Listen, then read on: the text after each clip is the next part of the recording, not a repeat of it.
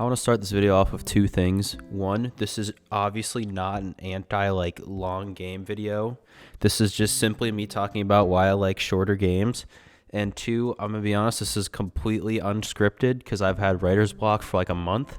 I have a couple bullet points here that I want to talk about, and besides that, I'm just going to go. I'm going to try and respect your time though, because this is a video about short games, so we're going to try and keep it short. So today we're going to talk about why every game doesn't have to be massive. And I'm not talking about file size. That's a completely different subject, something I am nowhere near smart enough to talk about. But I'm talking about not every game has to be this massive experience, open world, all of that. What really got me thinking about this is the new Mario Kart game. Because if you don't know, the new Mario Kart game has an open world section where you can explore the entire map and all the tracks are interconnected, which on paper sounds really cool. And I think if done right, it can be really fun, but it just seems weird to me that we're taking a kart racer and making an open world game. And this isn't me hating, because Nintendo always innovates. In fact, they've done a very good job innovating on the price of games, now making it $80, which has now inspired Microsoft to bump up the price if you haven't seen that. So, great job, Nintendo. You love to see it.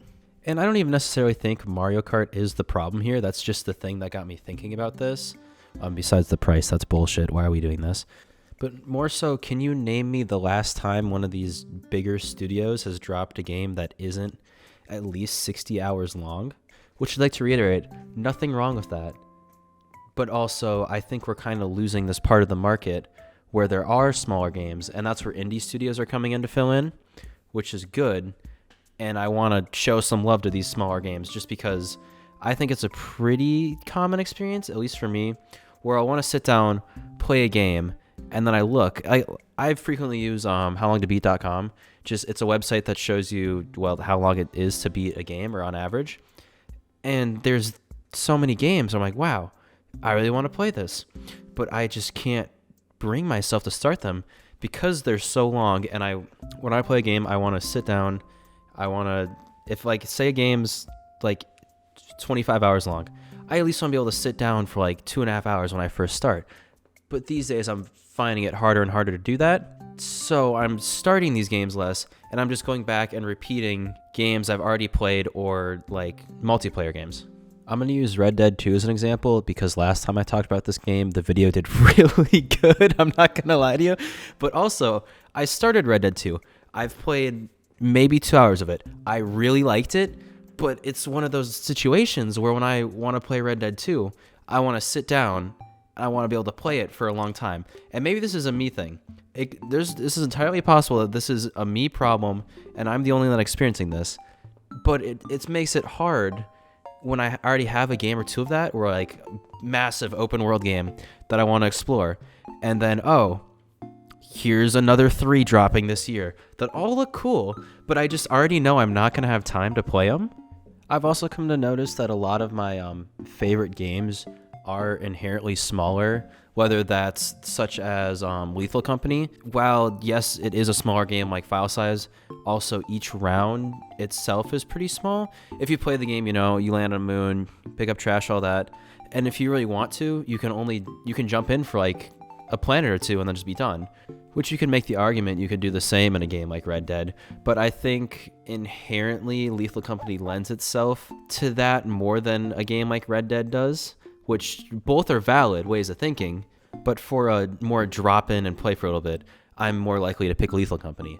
And Lethal Company isn't even really that great of an example for what I'm talking about. Another one of my all-time favorite games, Celeste.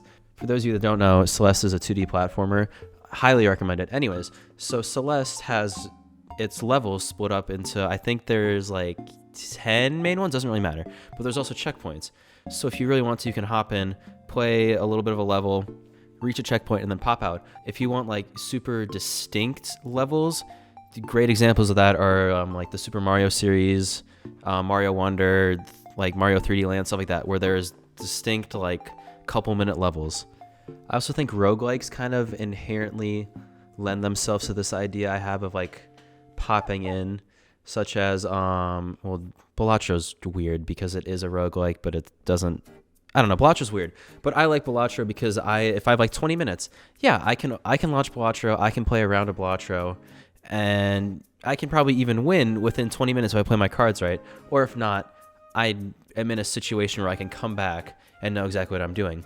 That's also part of the reason I struggle with RPGs, because RPGs notoriously, and most of the time, are these extremely long games, and you'll play them for a while, you get really invested, but then you take a break, and you come back, and you completely forget everything, don't know what you're doing, don't know what's happening in the story. Like, you can still remember the mechanics. Pokemon is a good example of this. Well, yes and no, because Pokemon games really aren't that hard.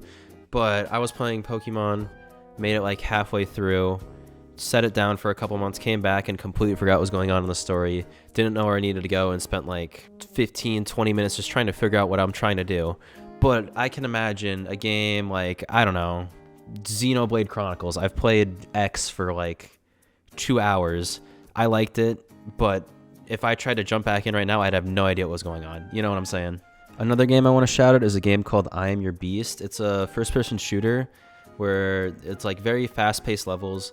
Like killing enemies in a certain way subtracts from your time, and there's a ranking system, S through I think it's D, or it doesn't really matter, but the goal is to get through levels as fast as possible, and if you subtract your time by doing certain things, kind of like Neon White. I'm pretty sure Donkey did a video on it if you're interested. Anyways, the point is, I think that's a good example of something where you can just pop in and play for a little bit, because it's even more skill oriented, but the levels are short enough where, oh, I have 20 minutes to play a game, I'll hop on this quick.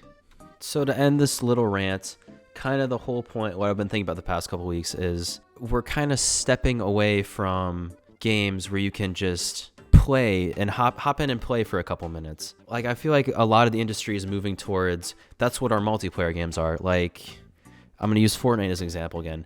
Fortnite is a very easy game to hop on and just play a round. And I don't know how you would translate that to a single player game, but I think it is something that is important. I also think it's important to mention just like the inherent need to finish something, and that is a lot easier with shorter games, because like I'm not going to start a game if I don't think I'm going to finish it, or at least most of the time. That's kind of part of the reason I've been pushing off Elden Ring for so long, because I know when I've like sit down and I'm playing Elden Ring, I'm going to want to finish Elden Ring.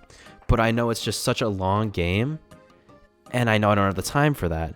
So kind of the thesis of this is short games are good. Don't write out short games just because they're shorter. Yeah, thanks for listening to my rant. This is very much scatterbrained, and I just want to say thank you. The last videos, it's been honestly insane. I really haven't been expecting this, but I really appreciate it. Yeah, thanks for watching. I'm starting to stream again on Twitch, twitch.tv/CBguy_ if you're interested. If not, totally understand. Yeah, thank you for your time. Subscribe if you want to. See you next time if I do. Bye.